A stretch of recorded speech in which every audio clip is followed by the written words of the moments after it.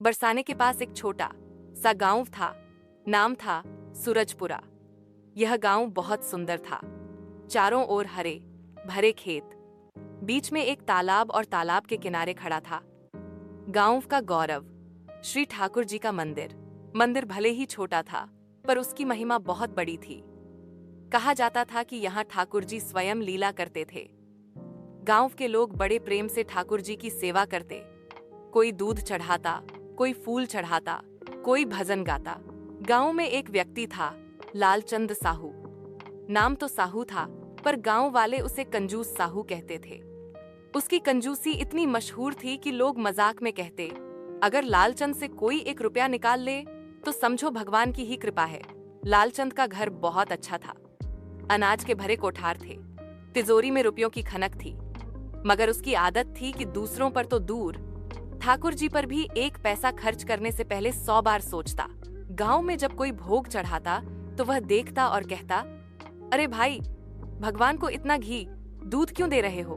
थोड़ा कम भी देंगे तो ठाकुर जी नाराज थोड़े ही होंगे। भगवान तो दिल के भाव देखते हैं।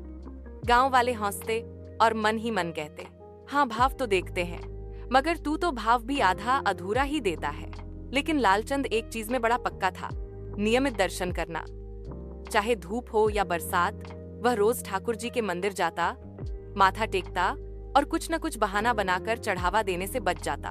अगर पंडित जी कहें, साहू जी आज फूल माला चढ़ा दीजिए, तो वह बोल देता, पंडित जी फूल तो भगवान ने ही दिए हैं, भगवान को उनका ही दिया हुआ फूल वापस क्यों लौटाऊं? अगर कहें, साहू जी कल्याण हेतु प्रसाद में दान कर दीजिए, तो वह तुरंत कह देता, अरे भाई, प्रसाद तो भगवान का होता है, उसे मैं कैसे खरीद सकता हूँ? ऐसे ऐसे तर्क देता कि सब लोग परेशान हो जाते, मगर दिल का बुरा नहीं था। चोरी झूठ से दूर रहता, बस पैसा खर्च करने में उसे पसीना आता। काफी दिनों तक ठाकुर जी हंसते रहे। उन्हें अपने भक्त की नटखट आदतें मजेदार लगती थी। लेकिन धीरे धीरे बात बढ़ने लगी। गांव वाले जब भव्य झोंकी सजाते तो लालचंद दूर से खड़ा होकर ताली बजाता, मगर अपनी जेब कसकर पकड़ लेता कि कहीं कोई उससे चंदा न मांग ले। यह देखकर ठाकुर जी ने सोचा, अरे मेरा ये लालचंद भक्त बड़ा ही अनोखा है। सब तो मेरा धन समय श्रम लगाते हैं, पर ये कुछ भी नहीं देता। अब इसकी परीक्षा लेनी ही होगी। उसी रात लालचंद को सपना आया। ठाकुर जी स्वयं उसके सामने खड़े थे। नन्हे कन्हैया, पीतांबर धारण किए, माखन से सना हुआ मुंह, कानों में कुंडल, आंखों में शरारत। कन्हैया बोले, अरे लालचंद, तू रोज मेरे दर्शन करता है, पर मुझे कुछ खिलाता पिलाता क्यों नहीं? क्या तुझे मेरा पेट भरा हुआ लगता है? लालचंद सकपका गया। नहीं ठाकुर जी, ऐसा नहीं है। मैं तो सोचता हूं कि भगवान को क्या चाहिए? आप तो स्वामी हैं, सर्वशक्तिमान है। कन्हैया हंस दिए, सही कहा रे, मुझे कुछ नहीं चाहिए। लेकिन क्या तुझे अपनी माँ बाप पत्नी बच्चों को खिलाने में कंजूसी होती है? नहीं ना, तो फिर मुझे तुझसे प्रेम चाहिए, न कि तेरे बहाने। लालचंद पसीने से तर बतर हो गया। सपने में ही उसने वचन दिया, ठाकुर जी कल से मैं आपके लिए भोग लाऊंगा। सपना टूट गया। सुबह होते ही उसने सोचा, ये तो सपना था, असली ठाकुर जी थोड़े ही आए थे। और वह फिर मंदिर गया, खाली हाथ। पंडित जी बोले, साहू जी कल रात आपने तो वचन दिया था कि आप भोग लाएंगे।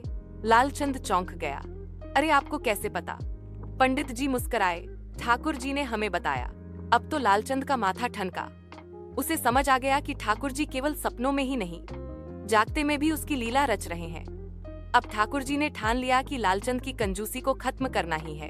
एक दिन मंदिर में भव्य उत्सव की तैयारी थी, जन्माष्टमी का पर्व। गांव के लोग मिल जुलकर तैयारी कर रहे थे। किसी ने दूध दही मंगवाया, किसी ने मक्खन, किसी ने मिष्ठान, किसी ने सजावट की सामग्री। सब लोग इंतजार कर रहे थे कि लालचंद कुछ योगदान देगा। आखिर वह गांव का सबसे संपन्न आदमी था। पंडित जी धीरे से बोले, साहू जी इस बार तो आपको आगे आकर ठाकुर जी के लिए कुछ करना ही पड़ेगा। लालचंद ने बहाना बनाया, पंडित जी मेरा तो हाथ तंग है, खेती से इस साल कुछ खास आमदनी नहीं हुई। गांव वाले हंस पड़े, हाथ तंग? साहू जी आपके गोदाम में तो इतना अनाज है कि आधा गांव खा ले। लालचंद ने तुरंत कहा, अरे अनाज तो आने वाले साल के लिए संभाल कर रखा है। आप जानते हैं भविष्य का भरोसा नहीं। सब लोग मायूस हो गए। लेकिन ठाकुर जी की योजना तो कुछ और ही थी।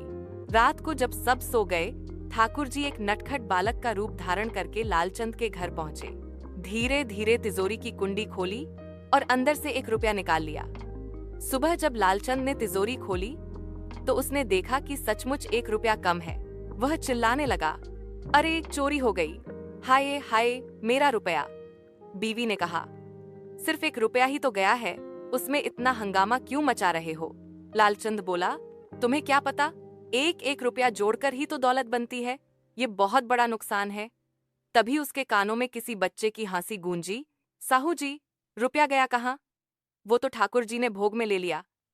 लालचंद घबरा गया। भोग? वो कैसे? उसके मन में विचार आया, क्या ठाकुर जी सचमुच मुझसे रुपया निकाल रहे हैं? भाग 4। ठाकुर जी की नटखट लीलाएं। अगले दिन फिर चमत्कार हुआ।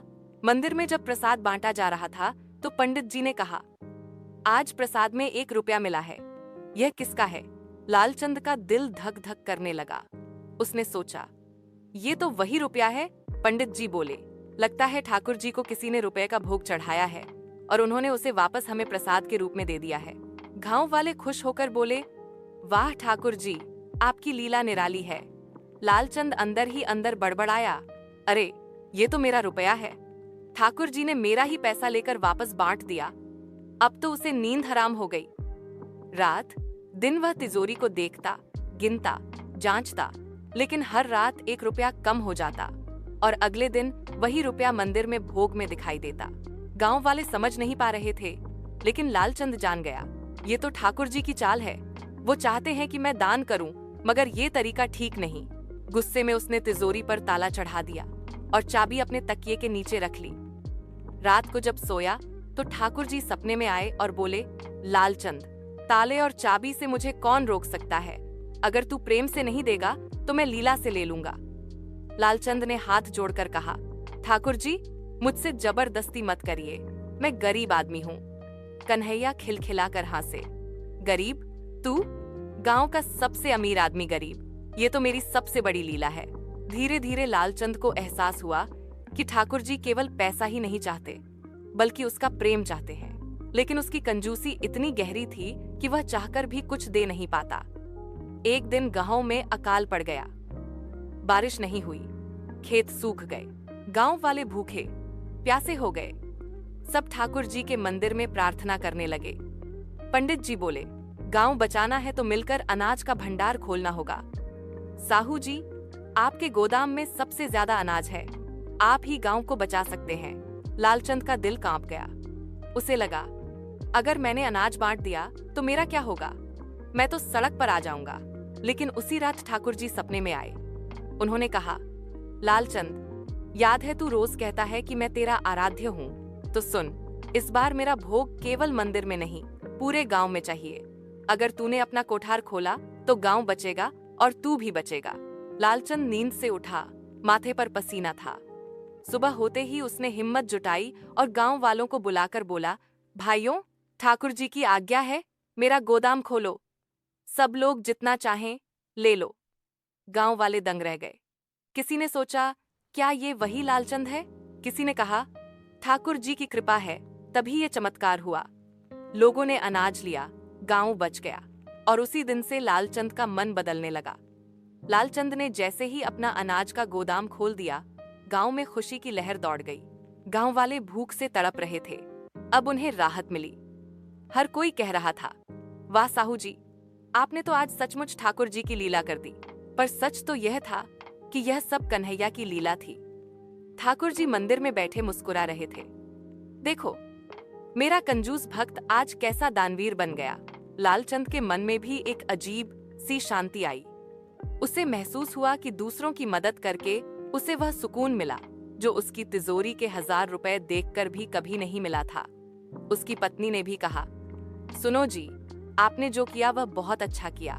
आज पहली बार मुझे लगा कि मैं किसी पुण्यवान इंसान की पत्नी हूँ। लालचंद थोड़ा शर्मा गया।